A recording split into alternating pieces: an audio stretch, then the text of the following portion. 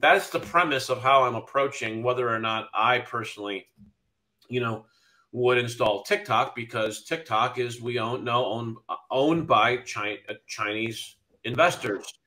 Right. It's like, I don't even have to like go through. You could just do TikTok. What was the search I did? TikTok CCP.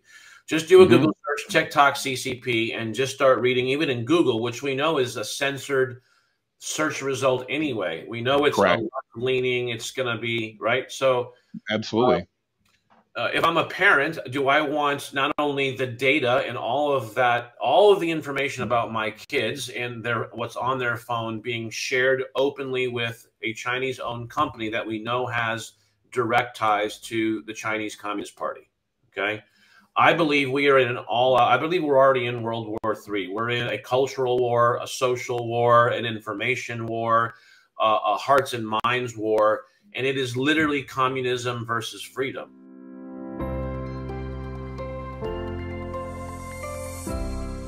Hi, and welcome to the 91 Day Success Podcast. I'm your host, Jonathan, and I'm thrilled today to have Lane with us from Signal Genesys. And I'm looking forward to this conversation because not only are we going to talk about SEO and the areas that Lane's just an absolute master in there, but I'm going to pick Lane's brain a little bit on a topic that I know he's very passionate about, and that topic is TikTok. And I want to chat with Lane a little bit about his thoughts on TikTok, where that fits in, and what we as business leaders should be thinking about as we choose to use or not use TikTok in our business. So Lane, welcome, and thank you so much for your time today. Hey, Jonathan, great to be with you. I really appreciate it. Thanks for the invite. Great to be here with you and your audience, hopefully. Absolutely. Well, let's start by just a little bit of background and let people know who you are. I know a lot of the audience already knows you, but some may not. Talk to us just a little bit, if you could, kind of give us that elevator pitch on Signal Genesys and how you work with agencies to help their clients with search engine optimization. Yeah, sure. Awesome. Thanks for that intro. So, a little bit about Signal Genesys. We've got about eight real programming years of research and development, combined with my previous 13 years in the SEO industry, really digital marketing, branding. About 5 years ago, we embarked on creating a platform for agencies that would help solve, well, we really built it to solve our problems internally at our own agency with SEO challenges, the economics of it, getting consistent, predictable results. And, there's a lot, as you know, there's a lot of moving parts when it comes to SEO and getting those predictable results for your clients. And so we were, doing guest post blogging, manual link building, citation building, and all of these things that, went into trying to do SEO and move the needle for our clients. And but it was a lot of manual work, and it was also, I'd say pricey. It was expensive. Sure. Anyways, guest post blogging, as you know, is just, or manual link, but buying one link sometimes was, just incredibly cost prohibitive. So, trying to scale SEO, trying to eliminate a lot of the manual processes, we just got to work on kind of bringing a solution to market that solved our problems. But early on, to your point, we decided to develop the platform for agencies exclusively. We know the agency world. I've lived in it for 13 years. So, as a software developer, you have unique advantages when you know the industry. You're not just coming in externally to solve a problem potentially with money. We have that insider knowledge, and then having done SEO myself for 13 years, along with my partner, Matt, who's really brilliant as well, who leads our dev team, we decided to build this for other agencies as well, because we knew we would solve an industry problem when we solved our own problem. Well, and I can certainly attest, as a user, you guys have an amazing system, and it works really well, and it's really well set up for agencies so that we can help our clients do well. And I really appreciate what you've done there. Thank you. Appreciate it. Lee, if somebody that's watching is not an agency owner, but they're a business person, and they're wondering what should they be looking for when they're looking to have somebody help them with SEO, what type of questions might you recommend that the average business leader ask of their SEO provider, or related so that they can find an expert to help them that really is going to do a good job versus the smoke and mirrors that, of course, sometimes fits into that part of the world as well? Well, boy, that's a question with an answer that's like an onion. It's got many Fair layers. enough. But you know, for the business owner asking that question, trying to look for a quality, you know, like provider that can really solve the problem and get the results. The first thing I'd say is stay away from the really big companies where you're dealing with a sales rep. Mm. So, you know, have you ever seen that Martech marketing landscape mind map before? I mean, there's like Yeah, tens of thousands absolutely. of Yep. providers, right? So you've got tens of thousands of providers from, you know, unique things like Yelp or directory listings like Yellow Pages and Merchant Circle. And you've got the, you know, huge agencies that have, you know, sales forces of anywhere from dozens to hundreds of people. I say stay away from all those big players because you're not going to be getting an expert talking to you as the business owner. You're getting a sales rep who's there making commission on whatever they can sell you. That is a hugely different relationship. You know, when you're dealing with a sales rep versus when you're dealing with an agency owner who has a real grasp on the industry and what's going on. So that's the first thing I'd say, because Good. you have to strip away. That's a lot of noise. Business owners are bombarded every single day with phone calls and emails, Absolutely. marketing messages from offshore, from onshore, from all of these different players. And then you have, you know, a real agency owner of whatever size they might be, but they've got their fingers on the pulse, their boots are on the ground, so to speak, and they really know what's going on. And there you're going to have they're going to be smaller company, but you're going to get Hmm. better attention typically as long as you can then find the quality providers there, because that's still the wild west in many ways. Um, Absolutely. just the agency world of, you know, the people that hold themselves out to be at some level or another a marketing agency or an SEO company or an advertising company. So within that wild west of agencies, you know, real marketing agencies, if I'm a business owner, I'm now looking for expertise. Just I look at it like Hmm. if I were looking for a doctor, if I had a foot problem, or if I, you know, had a legal problem, or I had a tax problem. There's a lot of choices, but Sure. I'm gonna really start to, you know, filter through the noise to find an expert, because I don't want to waste my time. I don't want to waste my money. And if it's my business and my you know, look at it as my business health, I don't want to go to, you know, just any old marketing doctor. I want to go to an expert marketing doctor who really can. So I'm looking for expertise, and I can ask very simple questions and I can gauge expertise based on the answers. So there you can really understand, does this person have a grasp of what's really happening here, or do they kind of fumble with the question, beat around the bush, and get back to their sales pitch? And so, Great advice. you know, sometimes reviews will ferret that out, not always though. But I would definitely want to cross-reference that with, you know, do they have any reviews? Doesn't have to be a volume of reviews, because again, you're working probably with a little bit of a smaller company, but Hmm. I'm looking for insight into what are those reviews actually saying, because I'm looking for an expert. And that's ultimately, I think, if a business goes at it like if they were looking for an expert doctor or expert lawyer, expert tax, you know, accountant, whatever it might be, you'll get the idea. Makes perfect sense.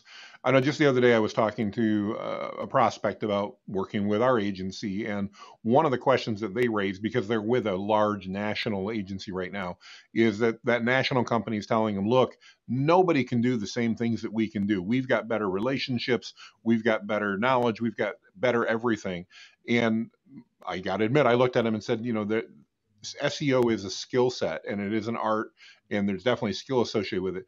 But I don't believe in, and I'd love your opinion on this, that just because you're a big guy in the industry, so to speak, or a big player, that you have any more advantage in ranking your customer sites than what a smaller agency, again, with the same skills and the same expertise, can have. It's What are actually your thoughts on that? I think it's just the opposite. It's a really good point, Jonathan.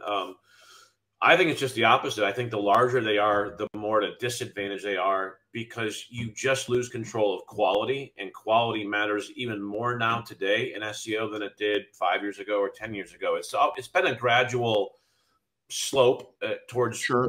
quality, and it's not that there's ever been I wouldn't even say there's a different standard for quality within the search algorithms or the search companies, whether it's Google or Yahoo or Bing. They're all looking for quality. I don't think there's ever really a different standard. We all, even 10 years ago, still wanted good quality content, not spammy content. It's just that the algorithm, the technology, the patents have gotten way more sophisticated and better at detecting quality in an automated way at scale, because the size of the web has also, mushroomed. So Absolutely. So getting back to the point of the question is, is a larger company at a greater advantage or disadvantage, as the case may be, over a smaller agency and getting SEO outcomes that are positive for the client? And the answer is no. Size has nothing to do with the algorithm. They're not looking at the size of the agency. If you're doing SEO for a plumber, and the agency, whether it's small or large over here, is doing the SEO, they're not, their size has no weight or influence on that company and what the algorithm is detecting about that company online. You're doing the work for them, so the size really is irrelevant in that respect. The reason I say it's a disadvantage is because I have continuously experienced, not just in my marketing years of experience in marketing, but really throughout all experiences in life. The larger the company, almost generally speaking, the lower the quality, at least predictably and consistently it is, because it's just quality control. Unless you are insane about it as a company, the larger you get, the less quality you have, and you can look at that in many applications, no matter what it is. No, I was going to say, I think that's kind of across the board, like so many things. It's when you get to be large, your accounts becomes one of many numbers, one of many small fish in a pool, not somebody that's getting that personalized attention, and candidly, probably not getting the attention of the most talented people on the team, because they're busy focusing on other accounts, not on your stuff. So that makes perfect sense. Which was why I said in the shopping experience, are you dealing with a sales rep or are you dealing with an owner or a key partner in the agency? Because the difference will be dramatic. Like you said, they're going to be a number, and that sales rep, those guys and gals come in and out, in and out, in and out. So the sales rep you have today is probably going to change within the next 3 to 6 months.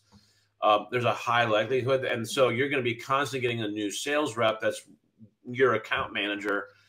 I've had that I won't mention the names. I use some of the larger software companies, for our research. And I can't tell you how many times I get a new email about the new account manager that's now taken over our account. It's like 4 or 5 times a year, like literally. Yeah.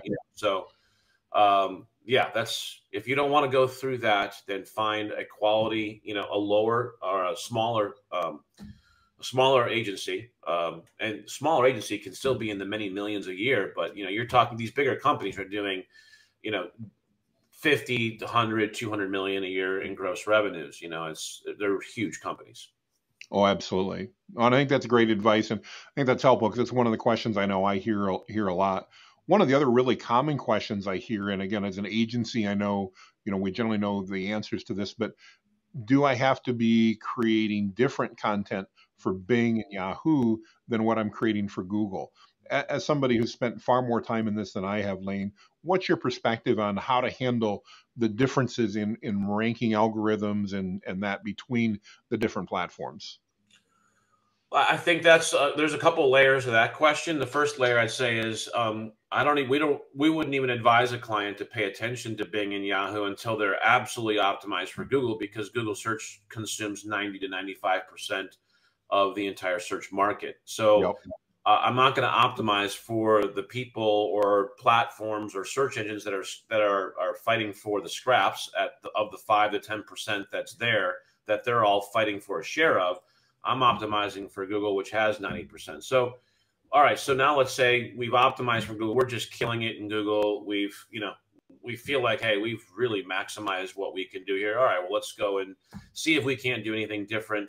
I would, recommend that even on a setup of, even an SEO campaign, that you do build out some of the assets in Bing and Yahoo, build out a local Yahoo listing, build out a Bing business listing, there's value in those, the authority of those assets for your brand as well. But beyond optimization, no, we don't really have to do much to worry about Yahoo and Bing, because if we do a good job for Google, the rankings are almost mirrored in the other search engines.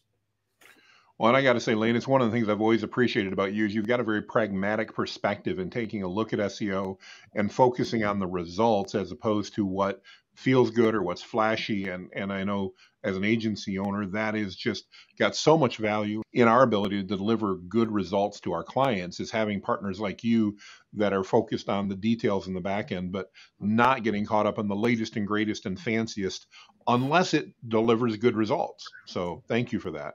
Yeah, you're welcome. I'll give you a quick, the reason why behind that I have that perspective, Jonathan, is, I was an agency owner, before we shifted into dealing exclusively with agencies and, as a white label agency and both with our software as a white label software platform.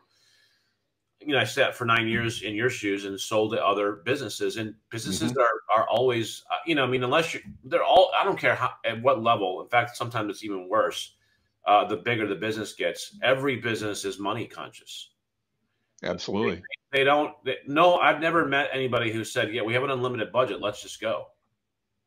Right. I mean, there's always apprehension or friction around how much they're going to spend. What are they going to get for it? Is there value there? Is there going to be, tangible results? How's it going to be reported? So going through 9 years of that, you just become, you get in tune with your clients, and you understand, hey, these are business owners. A lot of them were my friends, because I built my agency on referrals largely. Absolutely. And so a lot of them were were neighbors or friends or referred by friends or neighbors. And so you care about their business because they're a small business owner in your backyard, and so they're money conscious. They're on budgets, and so they're looking for value. And so why waste time on all the Yelp calls for a Yelp platform that's trying to charge me $300 or $500 a month and promising all these things, and really they're a minor player in the overall market. They're fighting for 7 or 8% of the overall market, right? And sure. But they want $300 or $500 of your money, and that money reallocated towards a place where it's going to drive in 90% of the market is going to just, it'll fundamentally transform a business. Oh, absolutely. Yeah. Well, and I think that's a good segue, Lane, into the other topic I wanted to talk to you about. And as we talk about market share, and we think over on the platforms and where we're sharing data, obviously the major platforms that business owners are hearing about nowadays are Facebook and Instagram and YouTube and LinkedIn. And let us not forget TikTok. TikTok, yeah. You and I have had a couple conversations about this, and I know where you stand, and I agree with you on a lot of that. And I want you to share with me, if you would, why do you think that TikTok, if I can blow the secret, but why is there more danger with TikTok than there is benefit to a business? Okay, so the underlying premise that I approach this with is one of, I understand what's happening when I install an app on my phone. Okay. Yep. I understand Facebook's following me. I understand Facebook's probably listening right now, on the phone. But think about what I just said, right? Okay. We know that's happening. We joke about it, at parties or with the friends of, I'll say this, and then, I'll see an ad either the same day or the next day in my, Facebook timeline or whatever. Absolutely. Okay? That is in fact a reality. When the minute you install an app on your phone, okay, whether you like it or not, you can agree to the terms and conditions. And I challenged anyone listening of when's the last time you read all of it and really deciphered what you were actually consenting to. I don't even do it because I know what I'm consenting to. I am consenting to basically full control of my phone, and that's what you're doing. Now, they may say, in their PR world, in their marketing world, oh, we would never listen to your conversations, or we would never share your data with anyone or sell your data to anyone. Okay. But that's just what they say. How are you or I or anyone else ever going to prove that of what they're doing with our data? Now, when you install an app on your phone, that app is getting root access to everything on your phone. Okay. Whether they disclose what their app is actually accessing is a different story. And then now you have to, really evaluate the trustworthiness of the company, the developer, and any associations they may have and other third-party dependencies that their app may have integrated into their app to provide the functionality that you're using on your phone. And no one that I know of, none of my friends go through even this much thought into whether they install it or not, right? It's just absolutely we don't. Yep. Install it, agree to terms, let's go. What you're doing is you're giving that app developer and their app full control over your phone. They can listen, they can see everything you type. They, meaning the app, they're going to get every single piece of data on your phone, your location, they have access to your microphone, access to your camera. They can turn the camera on without you knowing. All of that happens when you install an app on your phone. Now, Apple and Google say that they do all the due diligence on whether or not these apps are actually fulfilling within their, what they say they're doing and all that. But I can assure you that there are people circumventing those and hiding what they're doing and getting their apps approved in the App Store for download. Okay, so that's the premise of how I'm approaching whether or not I personally, would install TikTok, because TikTok is, owned by Chinese investors. Right. It's like, I don't even have to go through. You could just do TikTok. What was the search I did? TikTok CCP. Just do a Google search, TikTok CCP, and just start reading. Even in Google, which we know is a censored search result anyway. We know it's leaning. It's going to be right. So absolutely. If I'm a parent, do I want not only the data and all of the information about my kids and what's on their phone being shared openly with a Chinese-owned company that we know has direct ties to the Chinese Communist Party? Okay. I believe we are I believe we're already in World War III. We're in a cultural war, a social war, an information war, a hearts and minds war, and it is literally communism versus freedom. And I don't know how we can't see that after experiencing what we've all gone through the last 2 to 3 years. So I believe we're in a big war around this issue. I'm not going to support anything that is going to support or has direct ties to the CCP. I'm definitely not going to let them have access to my phone. And you can go to Google search and you can look at all of the issues that even senators, presidents, high-ranking officials, national security officials within our own government, even as odd as it is right now within our own government, are even crying, wolf with what's going on there. So that's a 5-minute explanation, but I know what these apps have access to, and there's no app that has that I can understand has ties to China and the CCP is going to get on my phone. From a parent standpoint, not only the access to the data, but then there's the brainwashing, the information that they see. We know that that's being manipulated.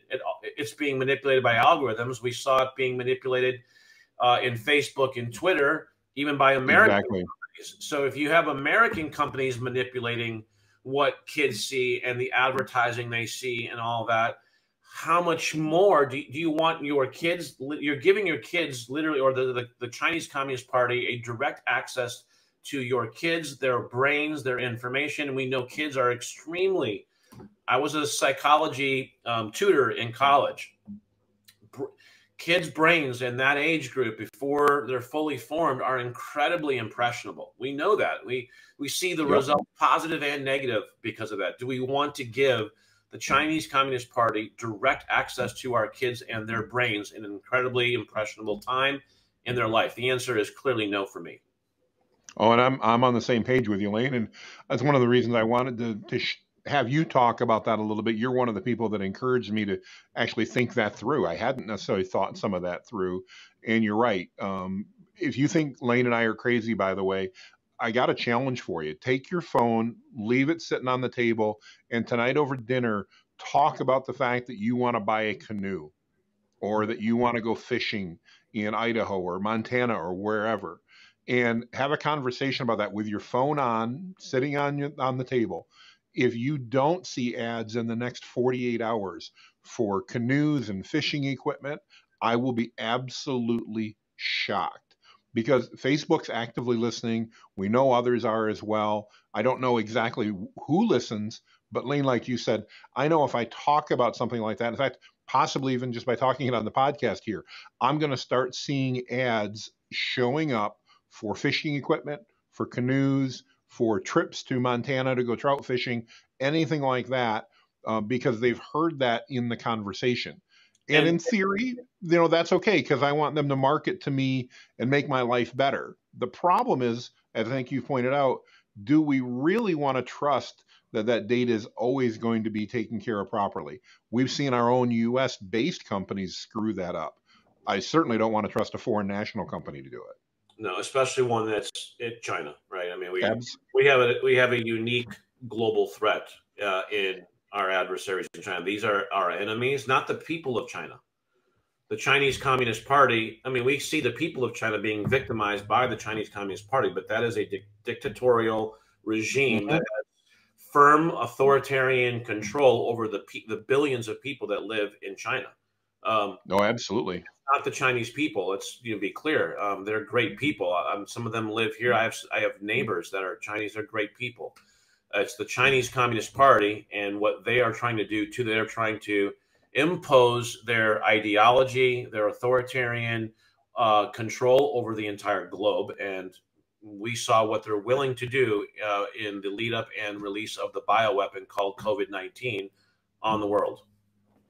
Well, and just in the reality of things, I've seen it recently. So, if you're not familiar with TikTok's terms of service, look up in Google Joe Rogan and TikTok, and you'll find an episode where he read through the terms of service. You'll be amazed at the stuff that's in there. I hadn't read it, I'll readily admit it, but you'll be amazed. The other thing that really surprised me, well, maybe not surprised me, but I found interesting the other day is I love watching Patrick Bet-David, and I think he's a great business guy with tremendous ideas. And he had actually done a test on his channel. If you don't know Patrick Bet-David, he talks largely about business and entrepreneurship, capitalism, things like that, but he ventures into some other side topics. And he had been posting content on both Instagram and the exact same content on TikTok. Hmm. And he was getting more views on TikTok.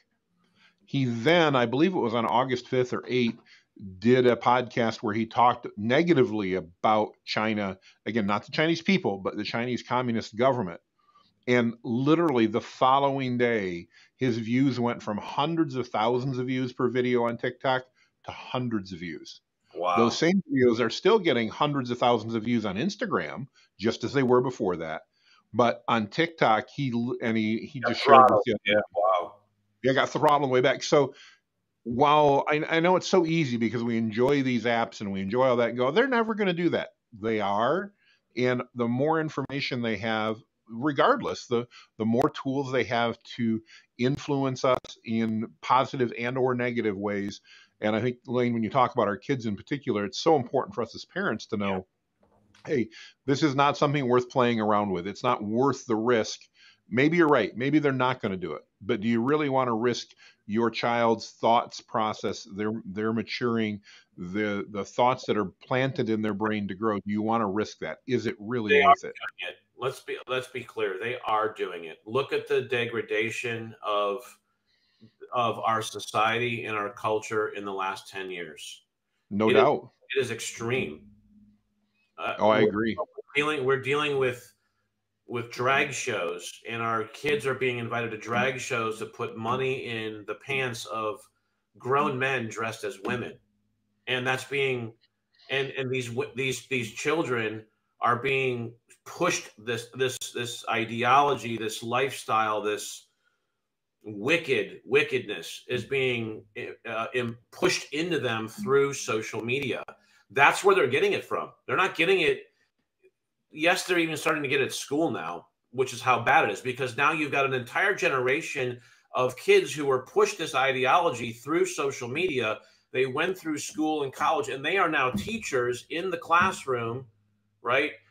Exactly. Reinforcing what they were taught for the last 10 years through Facebook, Instagram, the TikToks of the world, all of these other. Precisely. So it's been happening through American companies. Yeah.